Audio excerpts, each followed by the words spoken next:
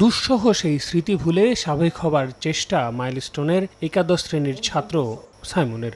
অন্যের বিপদে ঝাঁপিয়ে পড়াই তার নেশা। তাই তো ২১ জুলাই যখন যুদ্ধবিমানটি বিধ্বস্ত হলো, তখনও সেটাই করেছে সাইমন। কিন্তু শত চেষ্টার পরও এমন ভয়াবহ দুর্ঘটনা কি আর কাউকে ছাড় দেয়? সেই কারণে নিজে শারীরিকভাবে আহত না হলেও মানসিক যন্ত্রণার কারণে তাকে হাসপাতালে কাটাতে হয়েছে দীর্ঘ সময়।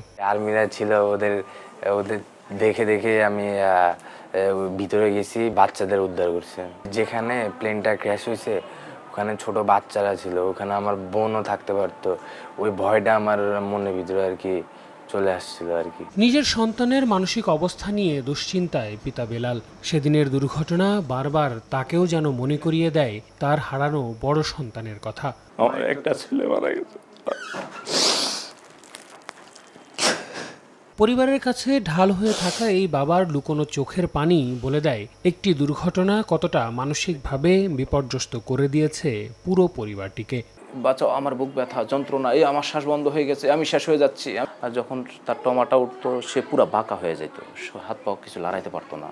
প্রায় একই রকম অবস্থা সেদিনের সেই ঘটনা থেকে বেঁচে ফেরা কিংবা অবলোকন করা অনেকেরই। কেউ কেউ যেমন নিজের সন্তানকে ক্লাসে ফেরাতে বেগ পাচ্ছেন, তেমনি হারানো সন্তানের জীবন যে অমূল্য সেই পরম সত্যটাও মনে করিয়ে দিলেন অনেকেই। কি বলবো, আসলে বলার মতো না, যাদের গেছে সেটা তো অকল্পনীয়। নিজের সামনে জুনিয়রদেরকে পুরার যে কষ্টটা, ওটা আসলে বলায় ভাষায় প্রকাশ করার না।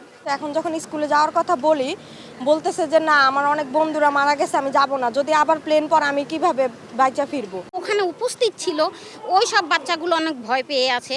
একই অবস্থা মাইলস্টোনের কর্মকর্তা কর্মচারীদেরও। কিন্তু জীবন তো আর থেমে থাকে না, তাই দ্রুত সবকিছু স্বাভাবিক করতে নানান ধরনের কাউন্সেলিং সেশনের ব্যবস্থা করেছে প্রতিষ্ঠান। ট্রমাতে তো আমরা নিজেরাও আছি, সো এই ট্রমা তো কাটিয়ে উঠতে হবে। বাচ্চাদের জন্য সাইকিয়াট্রিস্ট, আমরা কাউন্সেলিং অফিস খুলেছি। যে সমস্ত প্যারেন্টস এখনও ট্রমাতে সাফার করতেছে তাদেরকে কাউন্সেলিং করা হচ্ছে।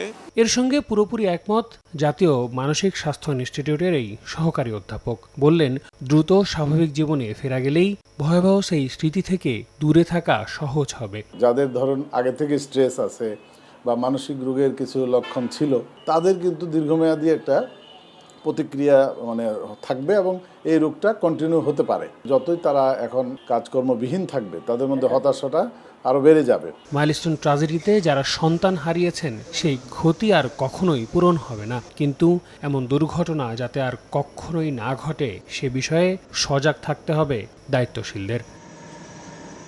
আল আমিন তুষার, সময় সংবাদ, ঢাকা।